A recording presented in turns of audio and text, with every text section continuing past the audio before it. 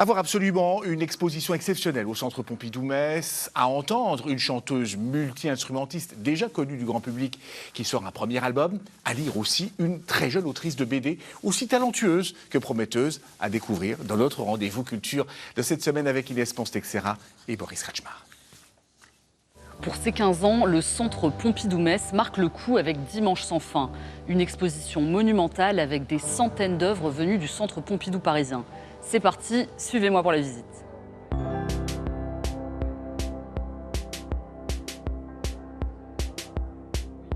Un dimanche sans fin, comme suspendu dans le temps. Pour son 15e anniversaire, Pompidou-Metz déploie une collection exceptionnelle, 400 œuvres du Centre Pompidou à Paris, fermée pour travaux jusqu'en 2030.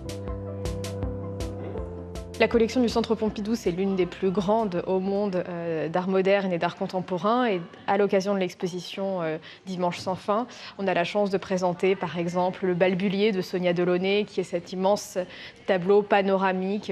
Et puis la table de Chen Zhen, qui est une pièce plus contemporaine et qui a été créée pour les 50 ans des Nations Unies et qui est aussi une pièce iconique du Centre Pompidou, parmi beaucoup d'autres noms, Harpe, Léger, Dorothea Tanning, pour n'en citer que quelques-uns. Et parmi les artistes phares, l'Italien Maurizio Cattelan, co-commissaire de l'exposition. 40 de ses œuvres dialoguent avec les pièces majeures du Centre Pompidou. On se trouve actuellement devant l'œuvre Félix, un très monumental squelette de chat à la taille d'un dinosaure de Maurizio Cattelan, qui est peut-être aujourd'hui l'un des artistes les plus importants au monde, qui a défrayé la chronique assez récemment avec sa célèbre banane scotchée au mur. C'est un artiste peut-être qu'on a assez facilement qualifié de provocateur, avec ses grands coups d'éclat.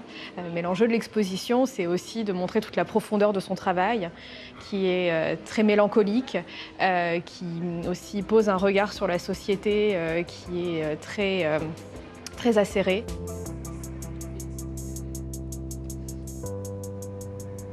Une exposition à voir et à revoir jusqu'en février 2027.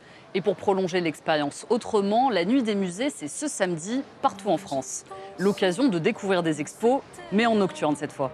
Les vacances dans le Jura, en Bretagne ou à Trotta. Elle s'est fait remarquer dans l'émission « La France a un incroyable talent ». Aujourd'hui, Aurélia sort son premier album, Expérience. Nous l'avons rencontrée dans sa ville natale, Pont-à-Mousson. Écoutez. C'est dans cette école de musique qu'Aurélia a joué ses premières notes. Did she come back, even few minutes? Aujourd'hui, elle y revient avec un album en poche.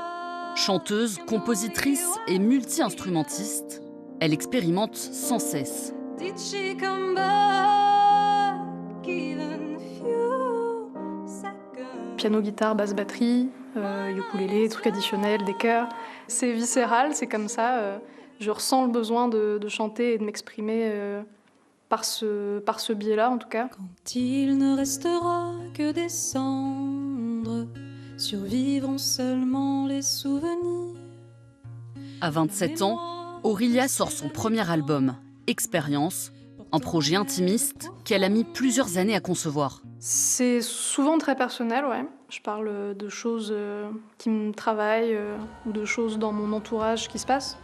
Et par contre, il y a une seule chanson dans l'album, et je crois même la seule chanson que j'ai écrite même pour l'instant, qui est pas du tout à la première personne, des cendres, qui parle plus de sujets de société. La soirée de lancement est prévue le 23 mai à Pont-à-Mousson. Plusieurs concerts suivront cet été en Lorraine. À l'humanité ce qu'elle a de... Rendez-vous à l'Yverdun avec Laureline Daniel, que vous voyez très concentrée juste derrière moi. À seulement 12 ans, elle signe déjà sa première BD, Une vocation née sur les bancs de l'école. Regardez. C'est ma tata qui m'a appris et qui m'a donné envie de dessiner. Et après, en lisant, j'ai voulu reproduire par exemple des personnages de tout ce que je voyais ou que je lisais. Une histoire sortie tout droit de son imagination et de ses crayons. Élève en classe de 6e, Laureline signe sa première bande dessinée, Les aventures du cochon et du serpent. Le cochon et le serpent, c'est deux personnages que j'ai créés et qui raconte un peu la vie de tous les jours.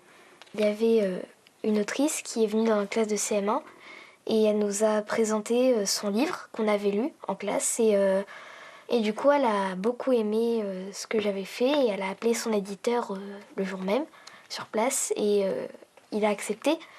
C'était pas encore sûr, mais après on a pris rendez-vous avec lui et après ça s'est formé. Ici ou là? C'est l'apéro?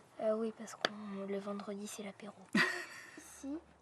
Guidée par des professionnels et soutenue par ses parents, Laureline a pu réaliser l'un de ses rêves. Depuis, de toute façon, qu'elle est petite, on sent qu'elle a quelque chose, voilà, elle veut créer, partager. Et là, on est vraiment très fiers que ce soit concrétisé pour elle. Là, elle partage en fait sa passion, elle partage sa vision du monde à travers ses yeux d'enfant pour les enfants. Une belle aventure pour cette jeune auteure qui n'en est qu'à ses débuts. Pour vous procurer sa BD, rendez-vous en ligne ou en librairie.